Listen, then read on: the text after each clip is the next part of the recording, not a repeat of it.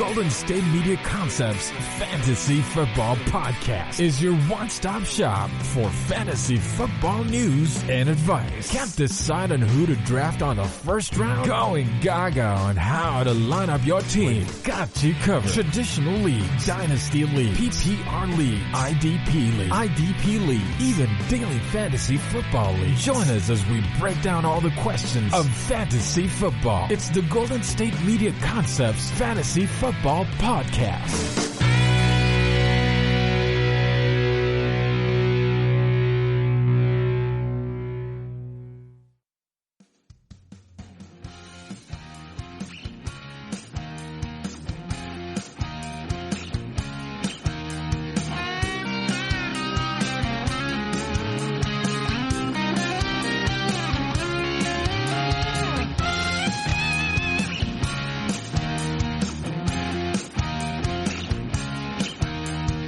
Hello there, everybody, and welcome to the GSMC Fantasy Football Podcast, brought to you by the GSMC Podcast Network.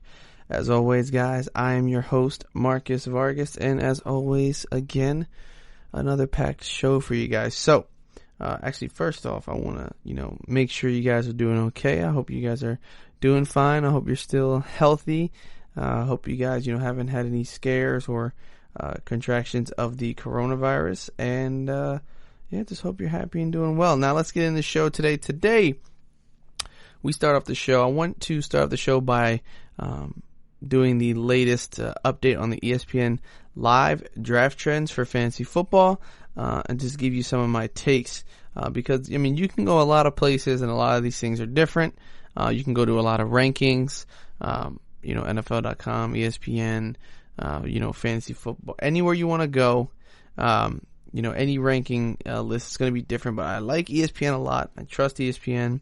And so I want to go through their ESPN live draft trends and just sort of give you guys my opinions on some very, very interesting slips and boosts in value that people have had, and just give you my take on what I think you should be doing come draft day. Okay, to open up the order, the first two has been the same for several months now. Christian McCaffrey and Saquon Barkley going 1 and 2. Nothing wrong with that. I like that. I think that's how it's going to go in almost every single draft that you're in. Of course, if you have a diehard Dallas Cowboys fan, he thinks Ezekiel is going to go off. He thinks they're going to win the Super Bowl like he always does. He'll probably take Zeke early, whatever, but that's not, it's very specific, and we're not going to, talk about all the specific little things that could happen in general. This is how this is going to go. But interestingly enough here, Michael Thomas is going third in ESPN Live Draft Trends, and it's very, very close behind Saquon Barkley. So the way they do it by their average pick, and by your average pick, that's how you're ranked, basically, in the order that you're going. So technically, Saquon Barkley is going second in almost every draft, but his average pick is 3.2, and Michael Thomas is 3.3. So yes, it's kind of confusing, but just know that Saquon Barkley typically is being picked before Michael Thomas. Michael Thomas is typically being picked right after him at the third slot, which to me is very, very interesting. I've done several mock drafts, a lot of running backs flying off the board first, and then the wide receivers going towards the end of the first round, which is actually what you're seeing here. It's just interesting that Michael Thomas is going third. Something to definitely pay attention to, because then you have Ezekiel Elliott, Alvin Kamara, Dalvin Cook still available. It picks 4, 5, and 6. Now, Ezekiel Elliott's going fourth. No problem with that. Alvin Kamara is going fifth right now, before Dalvin Cook, before Derrick Henry. I think a lot of people are banking on him to have a bounce-back season. I think he'll have a bounce-back season. I think, yes, he disappointed a little bit last season, but I don't think it was, absolutely terrible. He was still a top 10 fantasy football running back. He was a number one back, an RB1, I should say, sorry. And I don't think, just because he wasn't, a top 5 running back, we should condemn him for that. He was pretty solid. Just, he claims he wasn't playing at full strength, full health. So if he comes back healthy, expect him to explode. He knows it's his last season with Drew Brees. Might be their last chance at a Super Bowl for quite some time, unless, Jameis Winston, or I don't think Taysom Hill will be the starter after Drew Brees leaves. I think Jameis Winston might get a shot. He comes and, he's throwing a ton of touchdowns without the picks, then maybe they can go win a Super Bowl. But that's besides the point. On average, Dalvin Cook is going 6th as the 5th running back off the board. I think that's a great value for him. I know there was talks of the holdout, rumors about it, but then, some people are saying, he's not going to hold out. Who knows? We'll have to see what happens with that. But for Dalvin Cook at, pick number 6 in the first round, I think that's a great pick at pick number 6 because he's an absolute stud. After he's coming off the board, Derrick Henry is actually coming off the board as the 6th running back off the board at pick number 7. I think that's great value for him there too. Of course, you're taking the risk because he doesn't have the PPR value, but he was an absolute monster last season. We all know what he did. We saw what he did in the playoffs. He was a top 5 fantasy football running back last season without the PPR value. So should he, be, maybe they want to work on involving him in the pass game more, he could be very, very lethal. He had 1,540 yards last season on 5.1 yards per carry. That's pretty insane. That's honestly fantastic. Yes, probably unsustainable for a guy like him. Takes a lot of damage. But, he also had 16 rushing TDs and 2 receiving TDs to put on top of that. He only had 18 catches, so that's the problem with 206 receiving yards. But the 18 catches is very, very low, especially when you consider Christian McCaffrey with 116 receptions at the running back position. So just to put that in perspective, he had, 26? 18 receptions, I mean. He's projected to have 26 next season, and Christian McCaffrey had 116. So that's 116 fantasy points just from catching the ball. That's more than what some running backs get in a season. Running the ball, catching the ball, scoring touchdowns. Of course, not any of the top running backs, but some running backs you might have on your teams, and some handcuffs, some backups, they don't score that much in a season. Okay, after Derrick Henry, I don't even count Michael Thomas as a wide receiver. I feel like the first actual wide receiver off the board is a receiver that comes after Michael Thomas, because Michael Thomas was just absolutely insane last season.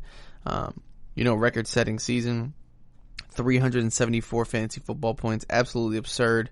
I think he beat the next best receiver by a mile. I don't remember who it was off the top of my head, but I know that he had an absolutely phenomenal season. Just to give you perspective, Julio Jones ranked as a number 3 wide receiver, and he had 100 points less. So that's absolutely bonkers if you think about it, because, as a wide receiver, to have that many more points than the second wide receiver is pretty insane. I think the second wide receiver is Chris Godwin with 276 fantasy points. Michael Thomas had 374.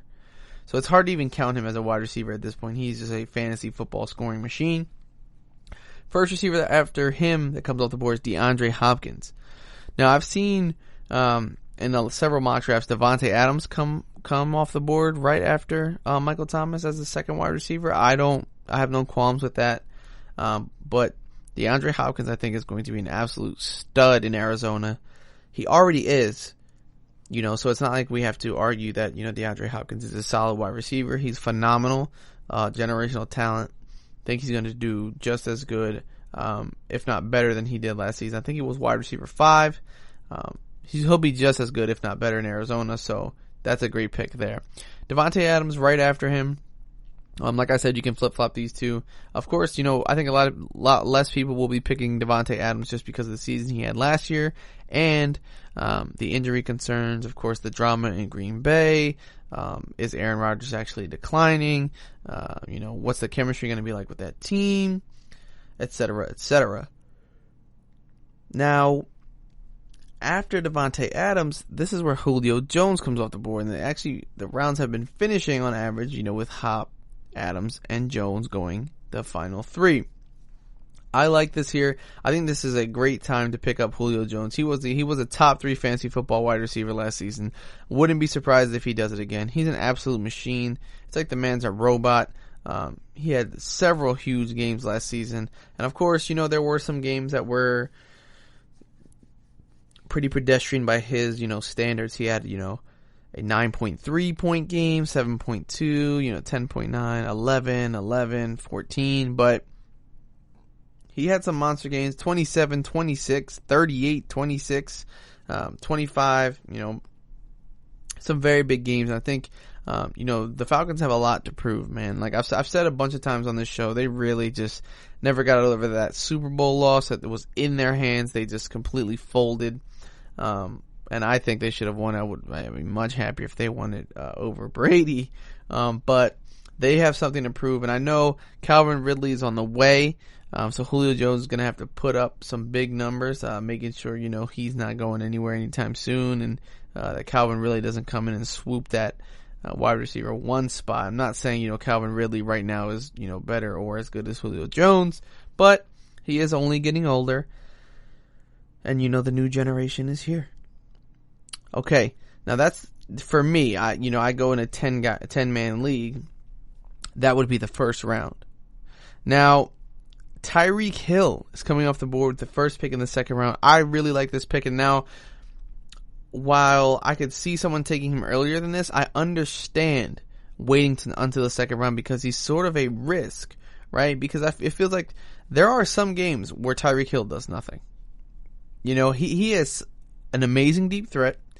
Can put up an absolute ton of fantasy football points, but there are some games. Oh, actually, week 11 against the LA Chargers, he actually did nothing. 0 catches for 0 yards, 0 fantasy points. And there's some games in there, against the Raiders, he only had 5 for 55, 10.1 points, because he had 1 carry and he lost 4 yards, so not 10.5. And then again last week, against the LA Chargers again, that's 10 points. In Chicago, he only has 12. New England, he has 13. But then he blows up. He has a 25-point game, a 26-point game, 33-point game, 23-point game. He did miss several games last season with a shoulder injury. First game back from the shoulder injury is the Houston game, and he scores 25 points. Right after that, he gets 16. Right after that, he gets 14. Then another explosion with 26 and 33. Then he falls off the map with 0. So I think there are definitely some consistency issues with Tyreek Hill, because after that 0, then the next game's 10, and the next game after that's only 13. But then after that, you get a 23. So there is a gamble, right, with this kind of receiver, with a speedy guy. But this is a perfect place to pick him. I think there are going to be some guys, who kind of think about it like Madden, and they're just like, Tyreek Hill, fastest wide receiver in the game. He's a cheat code. He's basically a cheat code in real life as well. They might draft him early. I wouldn't draft him in the first round with receivers like Hopkins, Adams, and Julio on the board, also because of how much, Pat Mahomes spreads the ball around. Tyreek Hill is not, a force-fed machine that gets all the targets and all the catches in a game. Actually, his highest catch total last season was the Tennessee game. It was 11 catches. That's when he exploded for 33 points. But if you take away that game, his highest catch total in the game was only 6. And that only happened 3 times. So, he's not, like these other wide receivers. He's certainly not like Michael Thomas, who's getting 1 billion catches a game, and his highest total for this season was 12, and he hit that mark. 13, forgive me. And he hit the 12 mark twice. He hit the 11 catch mark 3 times. He hit the 10 catch mark twice. So, he doesn't have as much volume as these other guys, but since he's flying down the field, getting these huge chunk plays, that's why, he can put up the big numbers. But these other more elite receivers are getting more targets and more catches on a more consistent basis, so they're less risky because they're going to get those PPR points. But Tyreek Hill is a big play waiting to happen. I like him in the second round. Sorry I went on such a huge tangent. I just can't help myself when you start talking about the Kansas City Chiefs. Aaron Jones is going right after him in the second round, a second pick of the second round. Well, here's where I am concerned. Lamar Jackson, right now, he moved up a couple spots. He's at pick 13 overall. To me, that is entirely too early. Entirely too early. I really don't. I mean, look, Lamar Jackson, he's an absolute beast, right? There's no denying that. He was the number one fantasy football quarterback, put up an absolute ton of points, 415 points. We saw all the rush yards, the rushing touchdowns, the ankle breakers. He also had 36 passing touchdowns with only 6 picks. But he's due for regression. 1, I don't think he's going to be running as much as he used to. 2, and to waste a second round pick on a quarterback is to me a bit absurd. You know, I'm a guy who I have no problem taking quarterbacks a bit early. I actually, said I believe it was last episode that, I would understand if you took Pat Mahomes, if you took Lamar Jackson in round 3. Because I've seen a lot Pat Mahomes or Lamar Jackson. Once one of them goes, it's usually in the 3rd round. The second one goes not too long after that. And in this, it's that case as well. Lamar Jackson, Chris Godwin, and then Pat Mahomes, which to me it's entirely too early to be getting these guys. And I mean, you're gonna get great value for them. But if you think about it, you got the number 2 fantasy football wide receiver right there. That you could possibly be passing up on because he's going in the 2nd round, which I think is a great value for Chris Godwin. If you're a team, say, this team would be, I think they would have Dalvin Cook and Chris Godwin on their team. Because Chris Godwin's slipping to the 2nd round. The guy before him took Lamar Jackson. And, you have a potential top fantasy football wide receiver sitting right there, falling into your lap in the 2nd round. And you have Dalvin Cook as your RB1. So that, having 2 very, very solid wide receiver ones who are going to be, top 5, top 10 finishes. Very, very good. Now, after Pat Mahomes, we're seeing Travis Kelce. Like I said, we all know this. He's going to be the first tight end off the board. Getting him in the 2nd round, honestly, wouldn't be frowned upon. But when you think about who's still on the board, you might want to think twice about getting Travis Kelce before you get these guys. So with that, we're going to go into our break. And when we get back, I'll pick up right where we left off and talk about some pretty, big names that are still on the board here in the 2nd round that could be certainly worth an earlier 2nd round pick. And might put up some absolute huge fantasy football numbers. So stay tuned, guys. We'll be right back after this short break.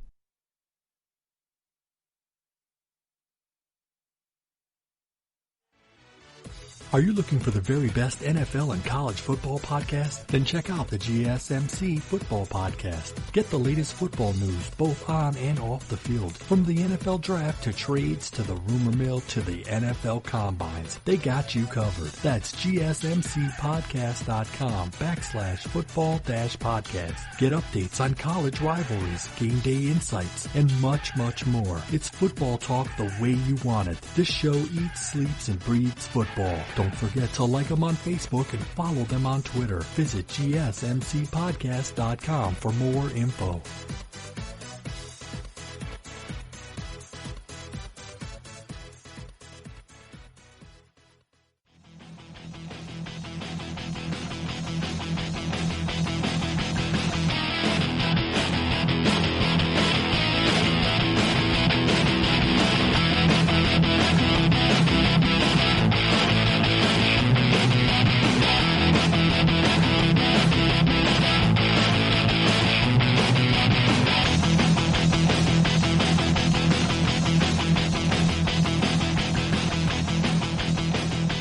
Alrighty, ladies and gentlemen, boys and girls, welcome back. We're going to continue right where we left off. We left off in the 2nd round, the 6th pick in the 2nd round. That was Travis Kelce, the first time to come off the board. But what I want to talk about are the names that are going to come right after him that are still available in the 2nd round. Tremendous value for these guys. Kenyon Drake comes right after Travis Kelce. Now, Kenyon Drake, actually, PFF recently released an article with Kenyon Drake having one of the highest possible ceilings for fantasy football running backs next season. He has, they're projecting him to be an absolute beast on a week-to-week basis. He has very, very high potential to put up huge numbers. And he's going here, late in the 2nd round. I think that's excellent value for Kenyon Drake. Now, here's another huge surprise. Because when I think of, fantasy football potential, Aaron Jones went way earlier than Nick Chubb. Right now, okay, Aaron Jones had an insane, touchdown number. But I don't think he's going to have that many touchdowns next season. So, that won't carry his fantasy football total as much as it did. He had 16 touchdowns on the ground with 3 receiving touchdowns last season. He only rushed for 1,084 yards. Yes, he had 49 receptions for 474 yards, but the rushing total and the yardage, wasn't as spectacular as the touchdown count. I feel like, it doesn't necessarily match. Now, they do have Jamal Williams, who takes some passes, but they also drafted A.J. Dillon, so that's what I'm concerned about. They felt the need to draft a running back, who had some pre-draft hype, and so I'm concerned about Aaron Jones, and I don't know if I would take him over a guy like Nick Chubb right now. I'm going to be honest. I understand Aaron Jones, he finished as a number 2 running back last season, but Nick Chubb is an absolute stud, and it was just the lack of receiving touchdowns that sort of kept him from being, one of those top 5 kind of guys. He was RB8, but he had 1,494 yards on 298 carries. That's 5 yards per touch, or per carry, excuse me. But he only had, not only because it's still, solid number, 8 touchdowns on the ground. But when you compare it to these other guys, Derrick Henry in the teens, Aaron Jones in the teens, he had 36 receptions for 278 yards, but no receiving touchdowns. So if he can improve in that category, he certainly will be bumped up. And to get him at the end of the second round, oh my goodness, that is fantastic. Now, Mike Evans is going after him. I'm not sure how to feel about Mike Evans right now. I know he's, very, very talented, but he finished as wide receiver 15 last season. I don't know, and I understand, injury did, mess him up. But he was also inconsistent. If you take away his 45, 42, and 36-point games, plural, there's one game with 20, one game with 18, and for the rest of the games, the remainder, the 1, 2, 3, 4, 5, 6, 7, 8 games, half of the season, he didn't score over 15 points. So, and a lot of those games, were 10 points or under. It wasn't like, he had 14 every single one of those games. He had 12 points, 10 points, 9 points, 9 points, 10 points, 4.8 points, and 13 points. So, the consistency issues is what I'm concerned with. And do we expect Tom Brady to sort of rebirth Mike Evans as a top fantasy football option, because he's being taken before guys like Kenny Golladay, who finished in the top 10 last season.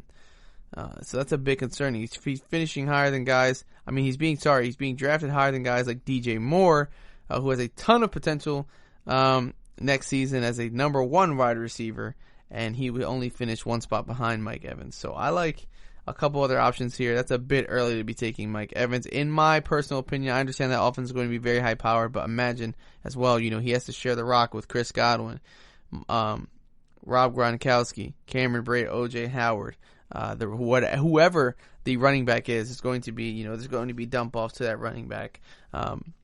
And it's just a bit concerning. But after Mike Evans, to finish out the second round, Josh Jacobs has finally come off the board. Now, Josh Jacobs, of course, got injured. Didn't really get to finish out the season. But he was pretty solid. I'm not saying he was, a league winner or anything like that. But, it's his second year. He's going to take a step forward. And he was very, very solid as a rookie. A lot of people, thought he should have won Rookie of the Year. But I like how late he's going, so take advantage of that. Now, this one I really want to talk about. Actually, the next two I really want to talk about. To start the third round, Austin Eckler has just come off the board. Austin Eckler was fantasy football's number 4 running back. He is going in the third round. I don't know what is going on. I don't know why people are sleeping on him so much. But he had 92 receptions for 993 yards and 8 TDs. Do we think that's impossible to do with Teddy Bridgewater? Oh, excuse me, not Teddy Bridgewater. Sorry, Tyrod Taylor. The T's got me messed up. He only had 132 carries for 557 yards with 3 rushing touchdowns, but he is basically a wide receiver who sometimes runs the ball. You have to like that PPR value. It's pretty insane to me that this guy, he was a backup, just so you know, or he was in a running back tandem, and he finished as the number 4. And I understand, second half of the season, he didn't see as many 20-point games as you saw. He opened the season 39, 23, 15, 29, 22. In Pittsburgh, he has a dud at 5.8, but he has another 25-point game. But then he dips 10, 13, 12, but a 21, then a 16, then a 31, then a 13, 11, and a 17.9. This is all while sharing the rock with Melvin Gordon, getting a ton of receptions, though, guys. He had a 15-reception game against Denver.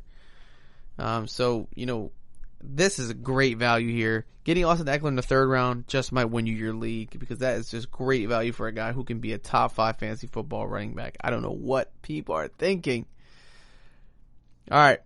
Anyway, number 22 I like here. I love Joe Mixon right here. This is great for me because I think he does have a lot of potential. I think, he has yet to, to me right now, I'm not going to, shoot him up into the 1st round or early 2nd round, but to start the 3rd round and late 2nd round, pick him up, I think that's great value for him there. Right now, the live draft trends are very, very interesting. There's a lot of talent being left on the board, and that also is attributed to, picking 2 QBs in the 2nd round. That's 2 extra picks that slip further down, because there's a certain, you don't necessarily, some people aren't going to be drafting just for straight talent. They're going to draft for what they need. One of those guys in the 2nd round that came after the guys or girls who picked Lamar Jackson and Patrick Mahomes, some of those people, well, yes, those running backs are on the board, but they already have 2. Or they already have a really solid one. They want a solid wide receiver. So, that's why he takes Chris Godwin there and not another running back, or that's why he takes Mike Evans and not another running back. So it's very, very interesting how this is shaping up. If this stays like this, there's going to be some very, very interesting picks in the 3rd round. Austin Eckler and Joe Mixon could be potential league winners. Yes, I said it for sure. Austin Eckler with the passing game. Joe Mixon, they're getting their offensive line will be healthy next season. He has the potential to do it. Now, I know I'm not trying to contradict myself. I have said, I thought it was a little bit crazy to get him in the 1st round, because he was going in my mock drafts in the 1st round, and I saw a couple of rankings with him as he was I think top 7 fantasy football running back. Actually, here he's going, I think it's the 12th, 1, 2, 3, 4, 5, 6, 7, 8, 9, 10, 11, 12. Yes, I was right. As a 12th running back. I think that's great value for him. After him, we're seeing George Kittle come off the board. George Kittle in the 3rd round. You're going to see that happen. Travis Kelce 2nd round. George Kittle will probably come either, sometime in the same round or the round right after. Because it becomes a scramble. Once, one elite tight end comes off the board, there's really not many left. So it becomes sort of a frenzy for getting tight ends. At least the top 2 or 3.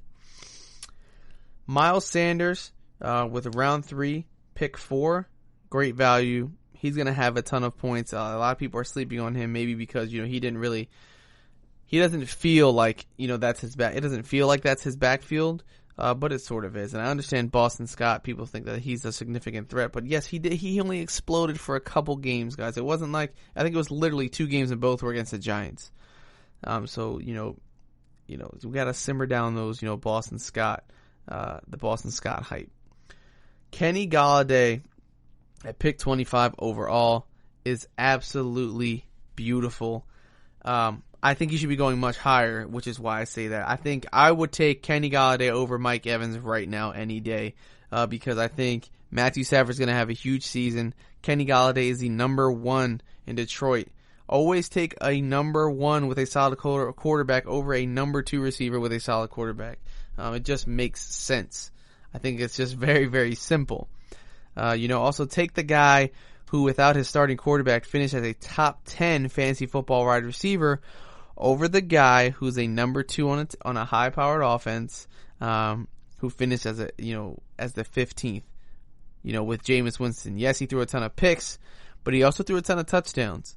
And the picks aren't necessarily affecting Mike Evans' points. I know, yes, it takes the potential points off the board, but he did throw a ton of touchdowns and 5,000 plus yards. Chris Godwin was top 2, right? So I would be flip-flopping Kenny Golladay and putting him where Mike Evans is being drafted 100%. Mike Evans being drafted right at the end of the second round. For some reason, Kenny Galladay's in the middle of the third. I have no clue. Okay, Adam Thielen right after him. No problem with that. He didn't really get a season last season. He's a stud. We've seen him be, an absolute beast. But hopefully he comes back from injury healthy. I don't mind that, but it is sort of a risk. Of course, also after, offensive coordinator's gone, different style of offense. We'll have to see what happens for sure. But Adam Thielen, great talent. And, Stephon Diggs is gone, so there's more targets to go around. Of course, they got the rookie, Justin Jefferson, but we'll have to see how he develops, how they plan to use him. Todd Gurley picked 27 here. Very, very interesting. They're taking him over guys like Clyde Edwards-Helaire, Chris Carson, Leonard Fournette, which I definitely want to talk about. It's a big risk. If Todd Gurley can stay healthy, this pick is going to be amazing, amazing value. He's going to put up huge numbers.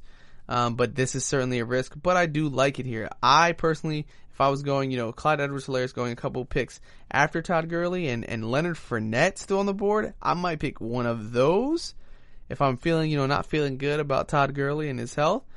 But all signs are pointing to Todd Gurley being healthy, so I really don't mind that pick. Leonard Fournette was a top 10 fantasy football running back going in the 4th round. That's pretty insane. Honestly, his touchdown total is the reason he probably wasn't right, like a top 3, top 5 fantasy football running back, right? He only had 3 touchdowns, 1,152 yards on 4.3 yards per carry, 76 catches, guys. 76 the catches. Imagine a guy with only 3 touchdowns total on the season being the 7th fantasy football running back. You guys are sleeping on Leonard Fournette. Definitely take advantage of this. If you're in a draft and Leonard Fournette is going that low, 100% draft him when he comes up on your board. I would draft him even earlier. I would take him over a guy like Miles Sanders right now for sure, who went early on in the 3rd round. I would take him over Chris Carson.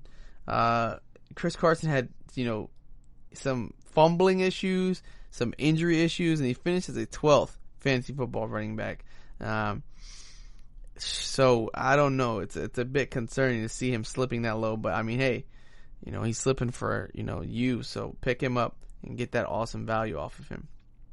Clyde Edwards-Helaire is going to be a very interesting pick in a lot of leagues. I don't know where he's going to go every single time because you're going to have, it depends if you're with risk takers or not, but he's going to be a risk, but I think he's going to pay off tremendously because if you're running back in Kansas City, actually, I can't even say this anymore because last season their backfield was a nightmare for fantasy football owners. But I think with this kid, we're going to have something special, guys. They said he was the second coming, the better second coming of Brian Westbrook.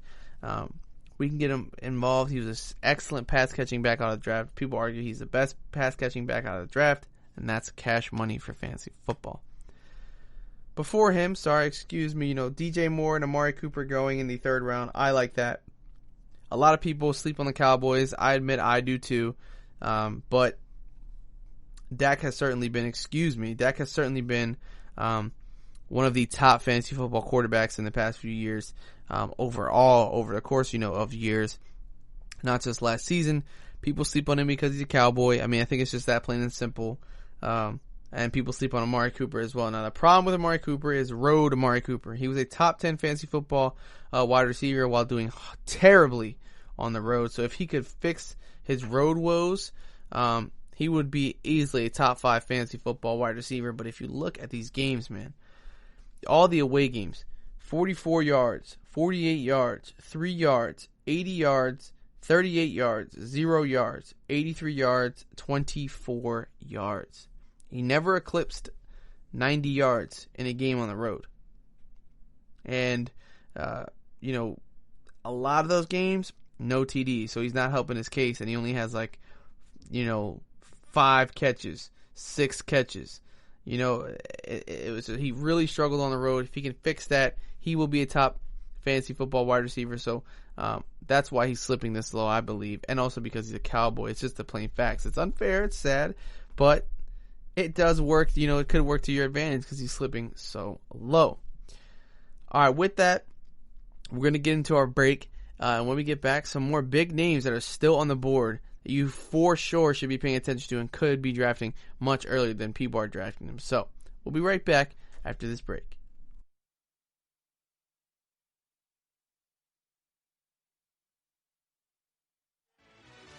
Check out the show that's built on the MMA. From the UFC to extreme cage fighting, they got the fights covered. Check out the GSMC MMA podcast. Get the latest news on past or upcoming fights. Join us as we talk to and about some of the biggest names in the MMA, past, present, and future. When it's the fight game, there's just one show to check out. GSMCpodcast.com/MMA-podcast. Don't forget to like them on Facebook and follow them on Twitter. Visit GSMCpodcast.com for more info.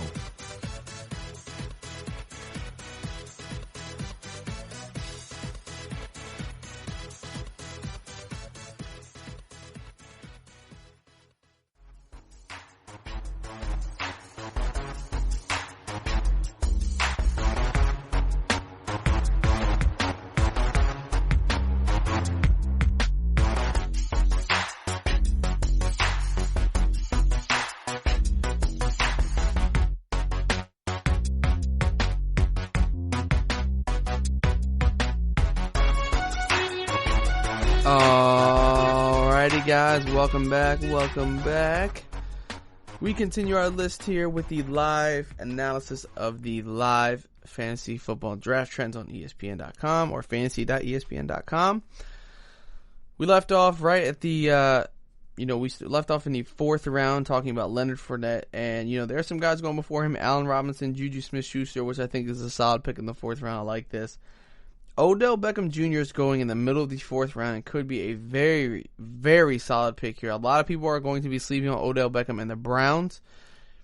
But I'm going to tell you right now that Odell, for me, is definitely a bounce back of the year candidate, comeback player of the year candidate. For me, I think he could be a top 10 fantasy football wide receiver easily.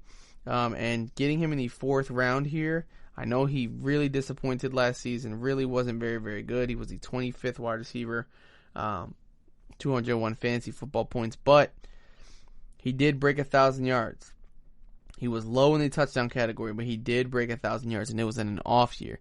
I think next season he's going to be phenomenal, at least much better than last season. I think he definitely moves up to at least a top 15 fantasy football wide receiver, so if you're getting that here, that's certainly good. Another interesting one.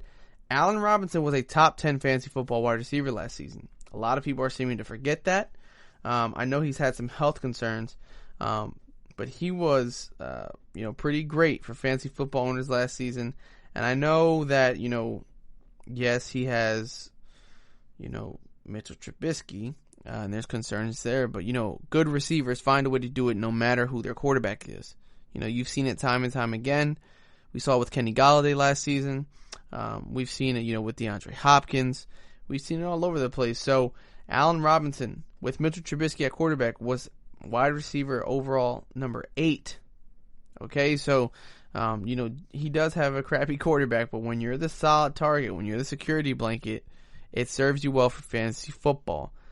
Getting him in the 4th round is certainly worth the pick. So definitely don't shy away from Allen Robinson just because he's a Chicago Bear. He's going to help you win your league, guys. It's the same thing, it's the same issue people have with Dak Prescott. Yes, sometimes I suffer from this as well. He was a top fantasy football quarterback. He's been a top 10 fantasy football quarterback, I believe, every year he's been in the league. So, it's just one of those things where you just got to stop sleeping on the players that are on, not the best teams. Not saying the Cowboys are one of the worst teams, but 8-8 speaks for itself. Okay, the 3rd wide receiver comes off the board finally in this round, Zach Ertz, at 37th pick overall. Le'Veon Bell, Melvin Gordon come here at the end of the 4th round. Le'Veon Bell at the end of the 4th round is great value. I don't think that's too early. If you were thinking that that's too early, you're insane. I think I would certainly take him over David Johnson right now because I think, 1, Le'Veon Bell is a better running back. 2, I'm not sure David Johnson has what it takes to bounce back at this point because he didn't do it in Arizona. I think Le'Veon Bell and the Jets have a ton to prove, and Le'Veon Bell was an absolute monster in Pittsburgh, and I think, he wants to get back to that form. He wants to win games, and, he's also involved in the pass game, which is good as well. The Jets did invest in their offensive line, so, all things are pointing to a pretty good season with the Jets. So, I want to skip ahead because, these are picks that I think could certainly be mixed and matched. Courtland Sutton goes after Melvin Gordon. Mark Andrews, Baltimore's tight end, after him. A.J. Brown, Tennessee's wide receiver, after him. Deshaun Watson is typically being the 3rd quarterback off the board. Now, this contradicts what I said the other day in the live drafts that I was doing. Deshaun Watson wasn't going until, after Kyler Murray, after Russell Wilson. Right now, Deshaun Watson and Russell Wilson are going before Kyler Murray, and Dak Prescott.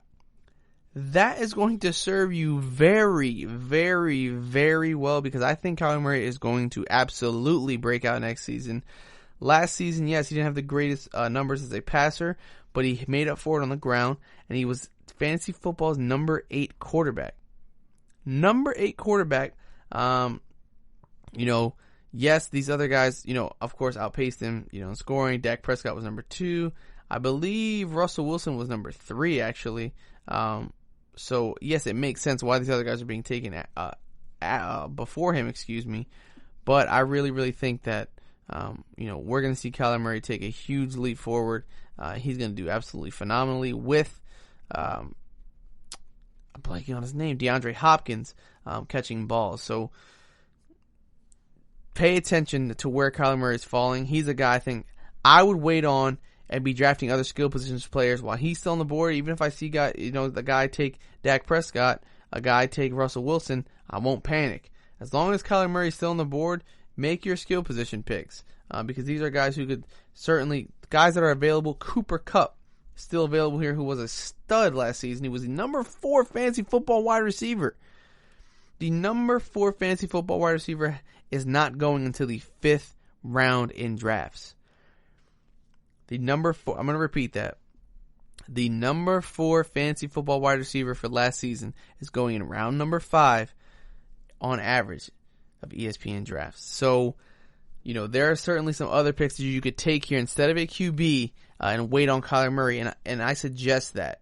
If there are picks like this, if Cooper Kupp is available, if a guy like Tyler Lockett is available, I think, those might be worth getting and then waiting for, a guy like Kyler Murray because I think they have a lot of potential. Calvin Ridley still on the board here. Yes, he didn't have the biggest fantasy football season last season, but I think he has a ton of potential to really break out next season. Another wide receiver still on the board here. After someone takes Deshaun Watson, Keenan Allen, who, yes, of course, I think he's going to take a dip in production, yes, without Phillip Rivers, but guys, we got to give credit where credit is due. He's a solid receiver. He was a number 6 fantasy football wide receiver. He's still young. He's still in his prime. He's 28 years old. He hasn't missed a game since that season where he tore his Achilles or his ACL, I believe it was. So, I don't understand what the issue is here. 104 receptions last season, 1,199 yards. Doesn't have the most touchdowns, but he makes up for it with all those catches.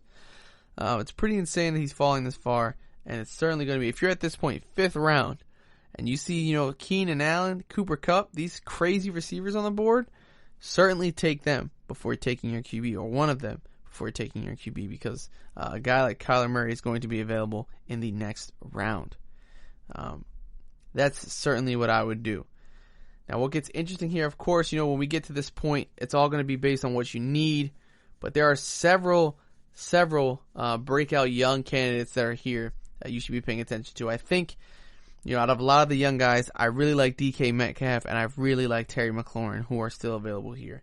Some of the more established guys like T.Y. Hilton, Jarvis Landry are still here, but I would take the gamble on DK Metcalf or Terry McLaurin in round 6 of drafts. Raheem Mostert still on the board. This is where I start taking my risks usually.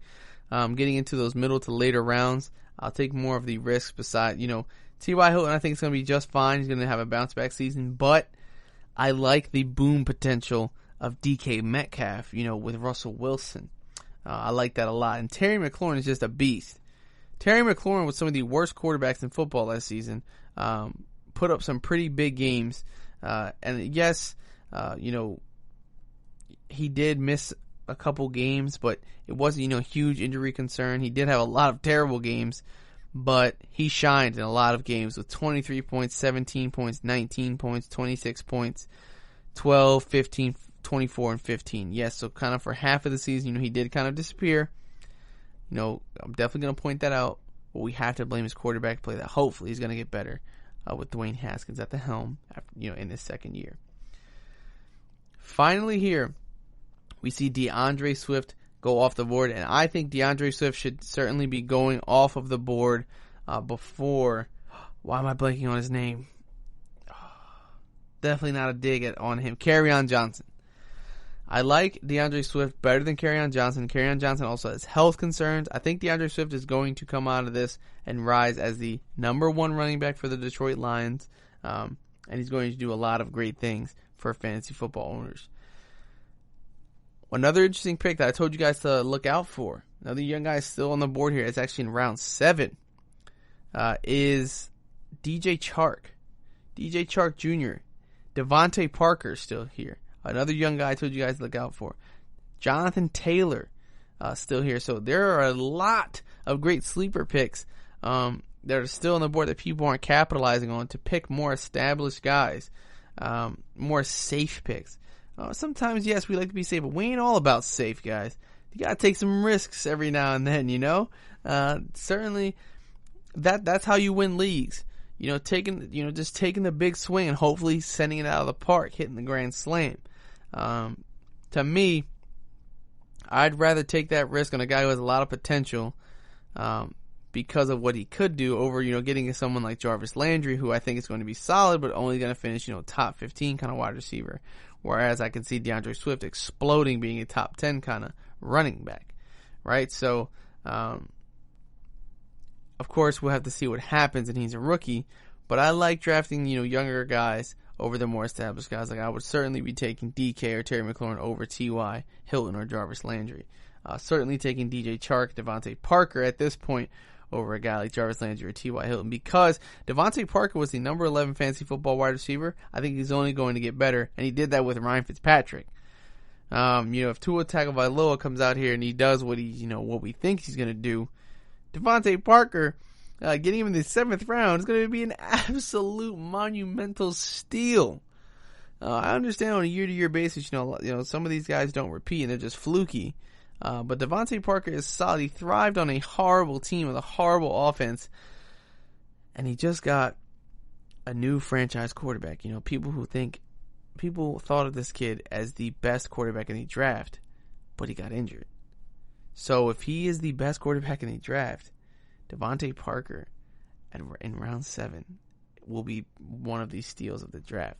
So certainly scoop these young guys up when they're still going to be available at this point. Certainly scoop them up. I think it's definitely going to be worth it. If you think about it like this, in the live ESPN drafts, Devontae Parker is going a round before the first defense comes off the board. That's how late in the draft he's being picked. That the round after, a defense is being picked up. And actually what's interesting is the Steelers defense. On average, is the first defense being selected. They've been trending on the up recently over the 49ers second, and the Bills are going third. So very, very interesting stuff. I've talked about the Steelers as a very interesting defense. Certainly going to be one of the top picks. I like it if honestly, because they have so much pressure on the quarterback. The 49ers did lose to Forrest Buckner. So I think they are going to take a significant dip in the sack totals, and running game's going to suffer a bit. But I wouldn't take them first. I've talked about the Ravens, I've talked about the Steelers, but I understand why people are taking them. Solid secondary, solid coaching staff, good team overall. All right, now with that, guys, we're going to go into our next break. And when we get back, of course, we're going to wrap up the show. But I didn't want to keep going. I know it seemed kind of abrupt that I cut this off there. But honestly, we could go on this forever. Right? I just wanted to give you some really big highlights because there are a lot of people who are slipping. That's why I wanted to talk about this. And just so you know, on average, Matt Ryan, Drew Brees, Josh Allen, they're all going before Carson Wentz. So waiting on Carson Wentz could serve you very, very well too, because a lot of times, like I said, you go to draft, I draft, and I think about quarterbacks pretty early on. But if you're a guy who wants to fill up on skill position players, there are, Carson Wentz would be the guy that I'm targeting to wait on, getting a bunch of young skill players, taking risk on sleepers, picking up a guy like Carson Wentz could be very, very beneficial. I think he's going to pop off. He wasn't the number 10 fantasy football quarterback last season. And right now, I think I mentioned this actually last episode, he's still outside the top 10. He's number 12 right now, behind guys like Josh Allen, behind guys like Matt Ryan, who I think he can certainly perform better than next season. So with that, guys, let's go into our short break. And, we'll see you here right after this.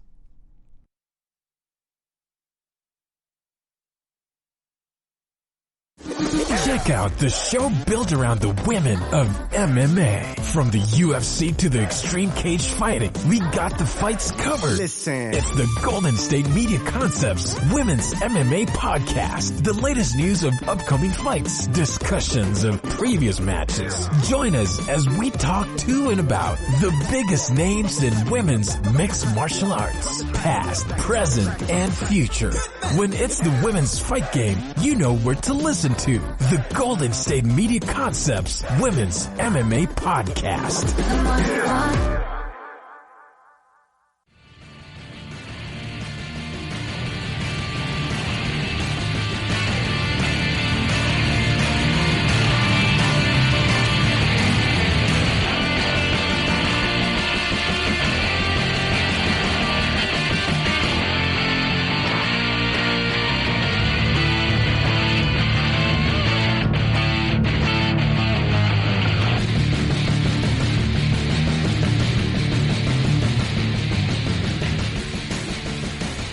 Alrighty, guys, welcome to the final segment of today's show of the GSMC Fantasy Football Podcast. And today, I want to end the show just talking about some other news that's been going around the league that I think is pretty interesting. Now, recently, we know that Cam Newton signed, with the New England Patriots, and reportedly, Cam Newton's deal is only worth upwards of $7.5 million for the year of 2020.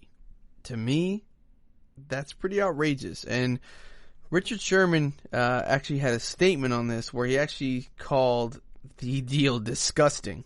He asked how many former league MVPs have had to sign for the minimum, asking for a friend. He said, just ridiculous. A transcendent talent and less talented QBs are getting 15 and 16 million a year. Disgusting. I gotta say, man, sometimes Richard Sherman rubs me the wrong way. Sometimes the trash talk and the cockiness, or I guess I should say the confidence, or the overconfidence. But this is pretty crazy. Just to put it in perspective, Tom Brady left, and he got a 2-year, fully guaranteed $50 million contract with the Buccaneers. Now, I'm not saying that Cam Newton is Tom Brady, but Cam Newton is still young. Tom Brady he's on his way out. Cam Newton, for sure, is better than most backups in the league. Now, I just want to just put this into perspective. Chase Daniel, I believe he was on the Bears before this offseason. Yes, was he on the Bears, Chase Daniel? Yes, and he filled in for Mitchell Trubisky at one point during the season, I believe. He signed a 3-year, $13.05 million deal, including $2.25 million signing bonus. Huh? When you put it in that kind of perspective, Cam Newton's being paid, and I'm pretty sure that's after the incentives, half of Chase Daniel's contract. with the Detroit Lions, and he's a backup. He didn't sign a deal to be a starter. He signed a deal to be the backup behind Matthew Stafford. And also, this is going to be his 7th team, and as a starter, he's only 2-3. So it's pretty insane. Just to give you some other numbers, and these are from NFL.com. Taysom Hill of the New Orleans Saints, this one's a bit different. He's a Swiss Army knife, so props to him. He's got his bag. 2-year deal, $16.3 million. Yearly average is $1 million more, just about maybe I guess like $500,000 more than what Cam Newton will be making next season. Now, and the thing is, Taysom Hill is going to be a 3rd-string quarterback. I think that's kind of for certain. Jameis Winston, I think, is a better quarterback than Taysom Hill. Most of you should probably think so. Taysom Hill really doesn't throw the ball that often. I know, Taysom Hill's he's a great athlete, great player, amazing utility.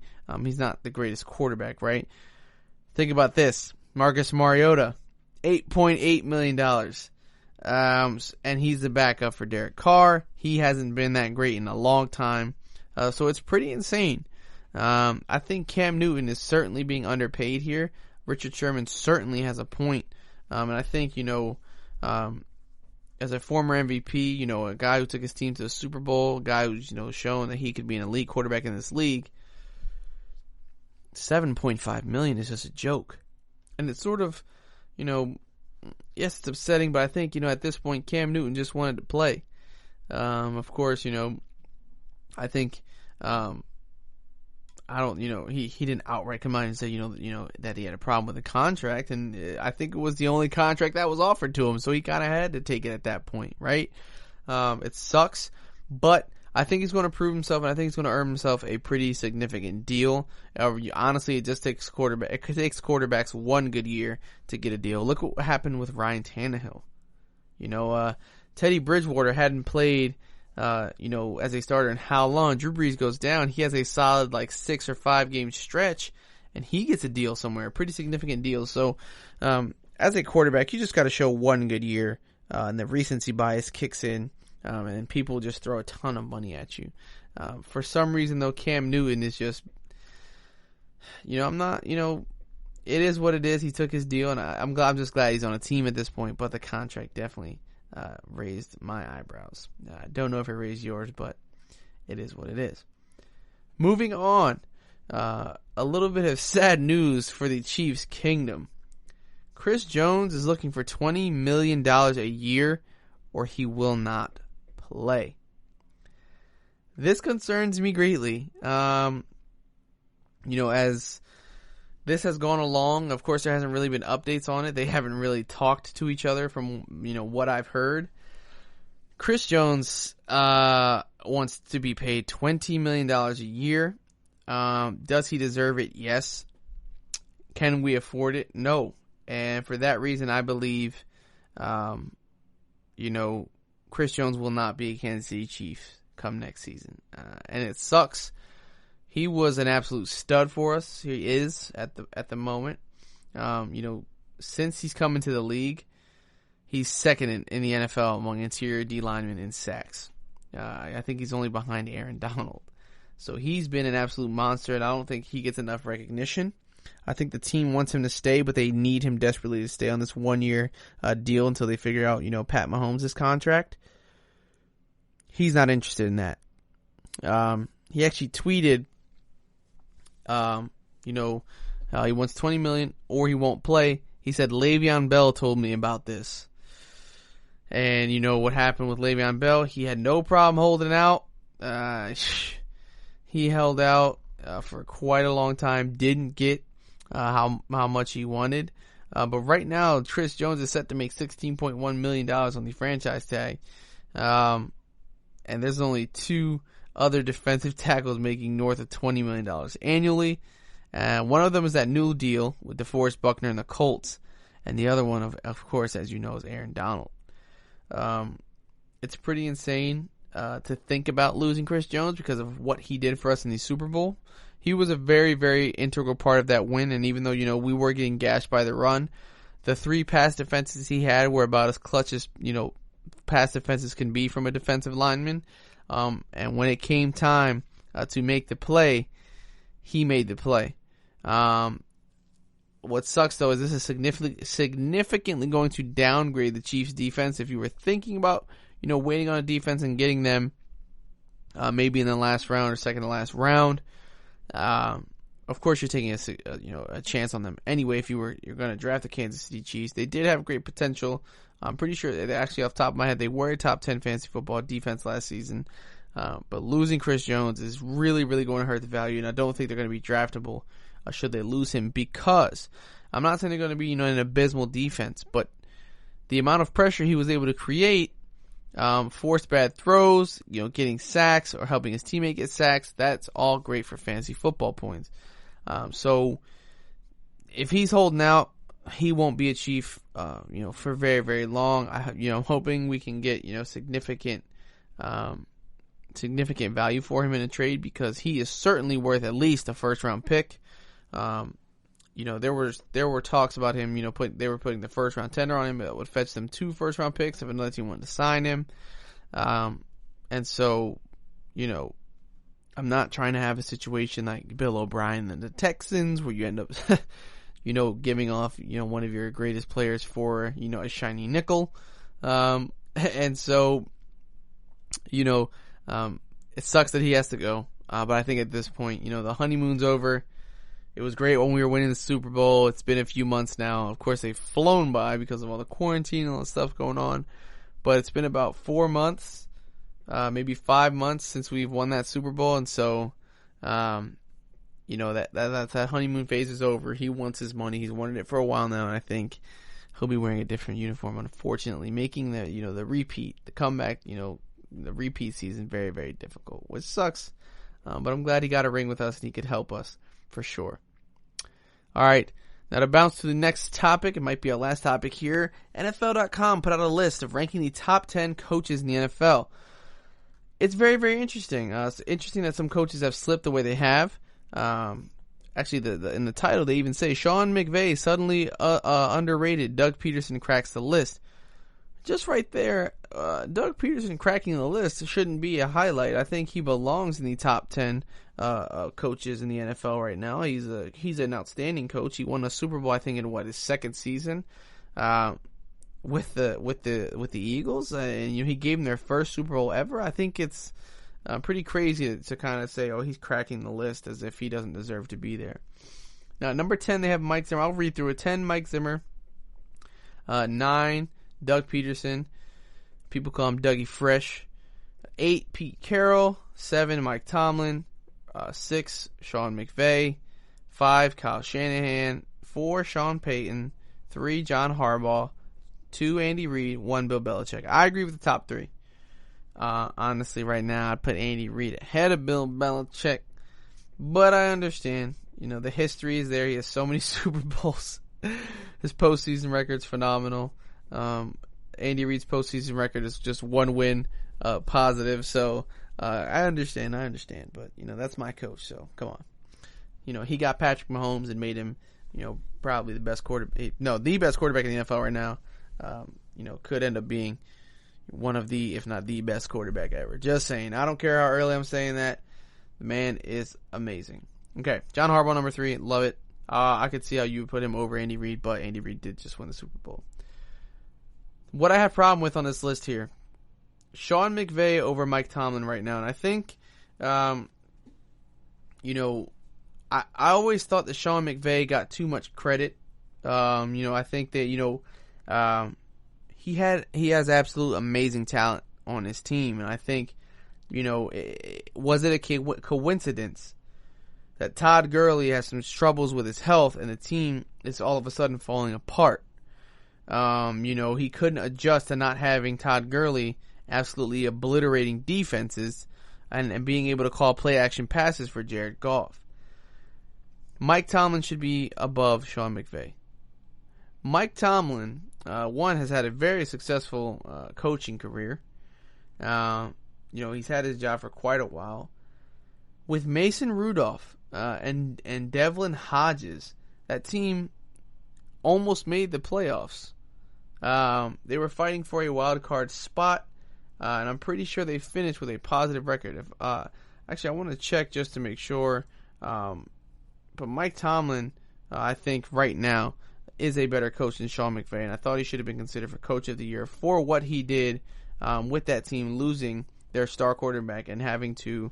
They went 8-8, and I think they had the same record as the Cowboys. I mean, let's think about that for 2 seconds, right? His offense was, he barely had James Conner. He was injured constantly. He didn't have his quarterback, and Mason Rudolph, he had to bench him for Duck Hodges. So he's with his third-string quarterback, and they finished 500.